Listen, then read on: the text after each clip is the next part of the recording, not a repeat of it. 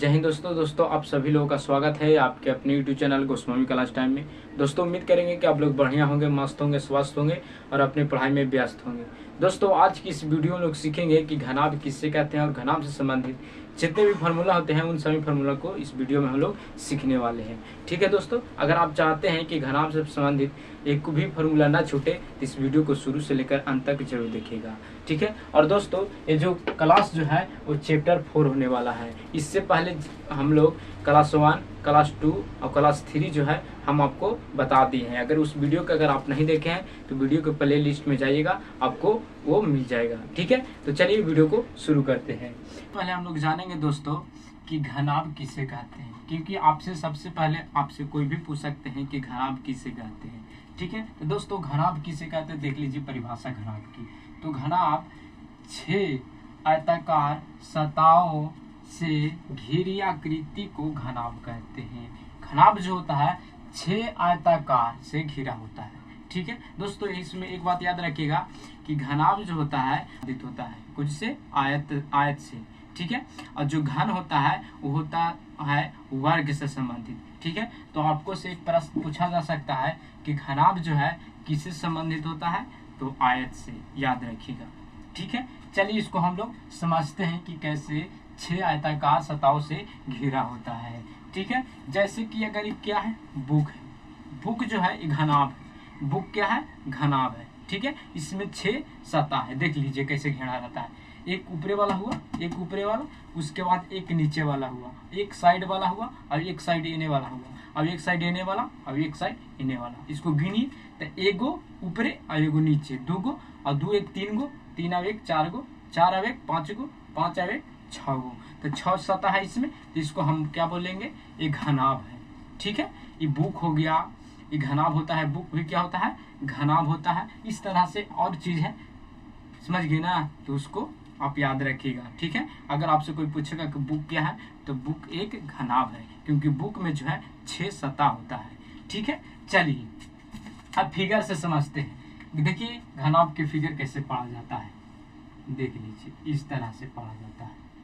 ये घनाभ बनाइएगा, उसके बाद एक नीचे जो है आधा पर लेके एक और घनाभ बनाइएगा। ठीक है, इस तरह से आप क्या कीजिएगा कि सब कोना कोना मिला दीजिएगा, देख लीजिए इस तरह से आप मिला दीजिएगा। ठीक है, ये क्या हो गया, ये एक घनाभ हो गया। ठीक है, तो दोस्तों इसको हम एक ठो रचना कर देते हैं, क्योंकि आपसे जो है ये परिभाषा जो है कम पूछा जाएगा। ठीक है, लेकिन जो रचना इसमें होता है वो चीज बहुत ज्यादा पूछा जाता है। ठीक है, तो चलिए इसको हम रचना करते हैं। ठीक है, रचना सबसे पहले हम लोग जानेंगे दोस्तों कि इसमें जो लंबाई होता है, क्या होता है, लंबाई के जो है दोस्तों एल से हम लोग सूचित करते हैं। ठीक है, और चौड़ाई के जो है दोस्तों हम बी से सूचित करते हैं, और ऊंचाई के जो है दोस्तों हम लोग एच से सूचित करते हैं। ठीक है, तो घनाभ में दोस्त कुछ में घनाभ जो होता है, घनाभ में चाहे वो लंबाई हो, चाहे चौड़ाई होवे, चाहे तो ऊंचाई होवे, ये तीनों जो होता है वो आपस में बराबर होता है। एक बात याद रखिएगा, आपसे अगर पूछ दिया जाए कि बताओ कि घनाभ में लंबाई, चौड़ाई, ऊंचाई जो होता है क्या होता है, तो समान होता है, बराबर होता है। ठीक है, ये पहला आपसे पूछ देगा। ठीक है, पहला आपसे यही पूछेगा कि बताओ कि घनाभ में लंबाई, चौड़ाई, ऊंचाई क्या होता है, तो समान होता है। चलिए अब जो दूसरा पूछ सकता है दोस्तों, दूसरा आपसे पूछ सकता है कि बताओ कि घनाभ में कितने सतह होते हैं, कितना सतह होते हैं, तो घनाभ में 6 सतह होते हैं। कितने सतह, 6 सतह होते हैं। सतह को हम लोग फलक भी बोल सकते हैं। अच्छा, 6 सतह तो हम बता दिए आपको, नहीं आप सीखे हैं तो एक बार और सीख लीजिए। जैसे कि देख लीजिए एक घनाभ है। ठीक है, बुक एक घनाभ होता है। जैसे कि देख लीजिए कौन कौन 6 सतह होता है, तो एगो, एक नीचे 2 गो, एक 3 गो, एक 4 गो, एक 5 गो, एक 6 गो, तो 6 सतह हो गया। याद रखिए घनाभ में 6 सतह होते हैं। देख लीजिए कौन कौन, 1 2 फिर 3 हो गया, है कि ना, 3 हो गया, और एक 4 हो गया, 4 एक 5 हो गया, और एक नीचे हो गया, तो 6 गो हो गया। यानी आयत जिसमें बने, देखना बस यही कि जिसमें आयत बने। देख लीजिए जिसमें 4 भुजा बन रहा है कि नहीं, देख लीजिए इसमें 4 भुजा, इसमें 4 भुजा, इसमें 4 भुजा, इसमें भी 4 भुजा, इसमें 4 भुजा, तो ये क्या हो गया, एक सतह हो गया। क्या हो गया, सतह हो गया। चलिए पहला आपको समझ में आ गया। दूसरा आपसे पूछ सकता है कि घनाभ में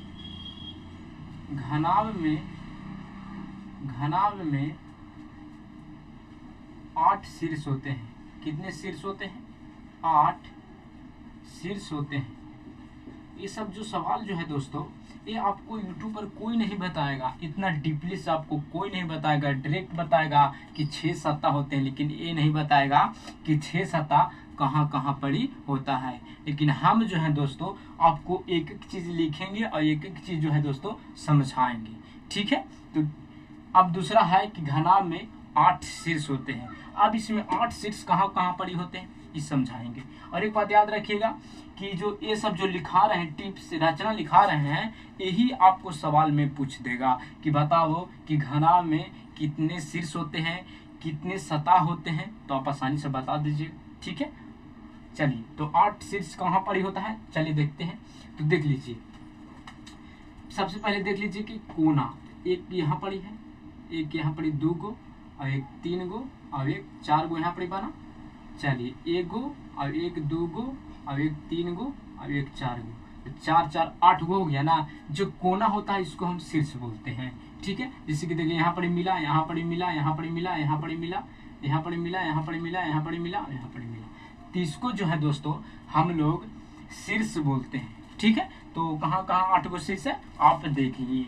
ठीक है, एक सवाल आपसे आप पूछ सकता है कि बताओ कि घनाभ में कितने किनारा होते हैं, यानी कितने कोर होते हैं। तो याद रखिएगा कि 12 गो कोर होता है। कोर बोलिए चाहे तो किनारा बोलिए, दोनों क्या है, सेम। ठीक है, आपसे कोई पूछेगा कि बताओ कि घनाभ में कितने किनारा होते हैं, तो 12 गो कोर होते हैं या किनारा होते हैं, दोनों सेम है। ठीक है, ये रहा है आपका घनाभ का रचना।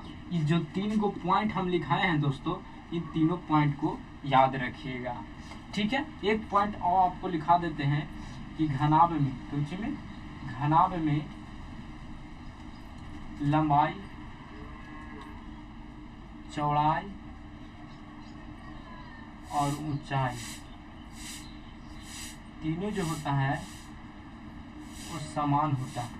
समान यानी बराबर होता है, समान होता है।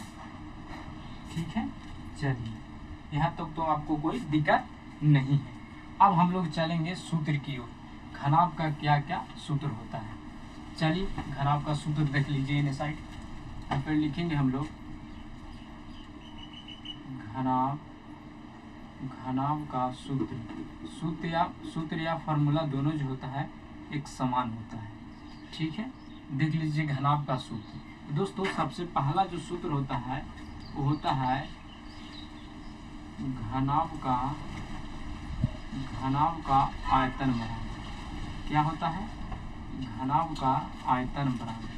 ठीक है, पहला जो सूत्र होता है वो होता है घनाभ का आयतन बराबर। तो घनाभ का आयतन होता है लंबाई गुना के चौड़ाई और गुना के ऊंचाई। ठीक है, याद रखिएगा कि घनाभ का जो आयतन होता है लंबाई गुने के चौड़ाई गुने के ऊंचाई, जिसको हम बोल सकते हैं एल गुना के बी और गुना के इंच।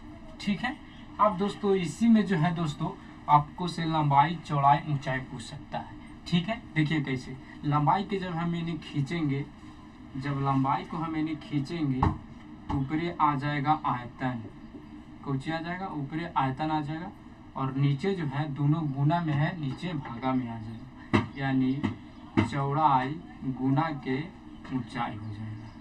ठीक है, इसी में अगर चौड़ाई आपको से पूछ देगा तो कुछ नहीं कीजिएगा, चौड़ाई हो जाएगा, ऊपरे आयतन रहेगा, ऊपरे क्या रहेगा, आयतन रहेगा, और नीचे क्या हो जाएगा, तो इसमें से चौड़ाई खींच लिया तो लंबाई और ऊंचाई बचाते हो जाएगा लंबाई गुना के ऊंचाई।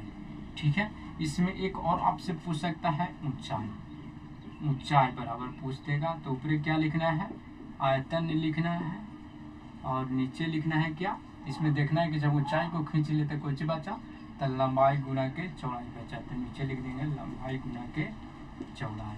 ये रहा आपका सूत्र, ठीक है, पहला सूत्र, ठीक है। अब दूसरा सूत्र जो होता है दोस्तों, दूसरा सूत्र होता है वो होता है घनाभ का संपूर्ण पृष्ठीय क्षेत्रफल। क्या, संपूर्ण पृष्ठ क्षेत्रफल, पृष्ठ क्षेत्रफल, ठीक है। ये भी जो सूत्र है दोस्तों, ये VVI सूत्र है, इसको ध्यान में रखिएगा। ये सूत्र होता है 2 × L गुने के B। हम बता दें L जो है लंबाई है, B जो है चौड़ाई है, ठीक है। प्लस देना है, फिर B गुने के H प्लस H गुने के L। इसको हम बोल सकते हैं लंबाई गुने के चौड़ाई प्लस चौड़ाई गुने के ऊंचाई प्लस ऊंचाई गुने के लंबाई, ठीक है। माने कि एगो आंग लेकिन लंबाई गुने के चौड़ाई, ताबरी चौड़ाई गुने की ऊंचाई कर दीजिएगा, फिर ऊंचाई गुने के लंबाई, ठीक है।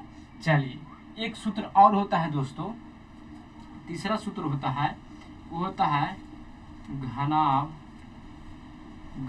का विकर्ण बराबर। क्या होता है, घनाभ का विकर्ण आपसे पूछ सकता है। तो घनाभ का जो विकर्ण होता है रूट अंडर लंबाई के स्क्वायर प्लस चौड़ाई का स्क्वायर प्लस ऊंचाई का स्क्वायर।